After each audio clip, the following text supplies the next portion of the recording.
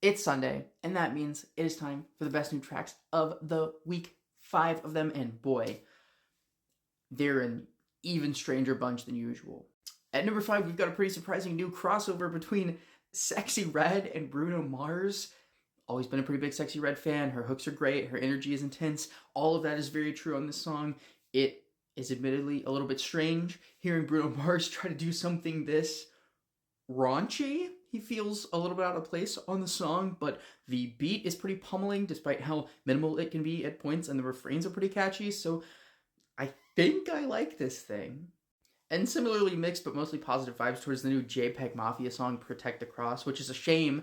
I probably would have liked this thing a lot had I not heard his album last year, where he spends the entire thing being angry. The, like, I'm angry at everyone shtick is really kind of wearing thin, and not to mention the fact he completely humiliated himself again on Twitter, which is becoming an increasingly regular occurrence for jpegmafia. I guess the silver lining with tolerating him as a person is that the music continues to be pretty intense and pretty engaging.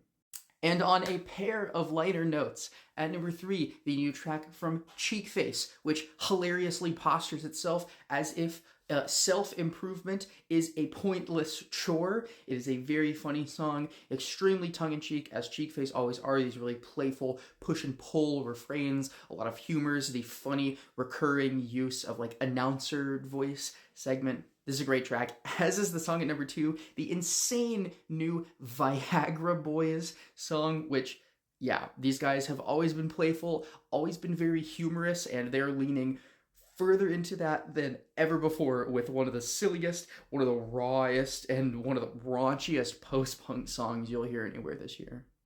And at number 1, completely out of nowhere, a California hardcore outfit whose name I have been hearing about for a few years, but they really clicked with me for the first time with the new song that is Scowl, with their new track, a song that kind of reminds me of the last Turnstile record, the way it is combining hardcore instrumentation and pretty pummeling hardcore instrumentation with refrains that, dare I say it, are on the poppier side, the sweeter side, crisp and concise and incredibly catchy. And they bring these two worlds together surprisingly well. I'm really happy with what they pulled off here, and their new record is all of a sudden one of my most anticipated of the year.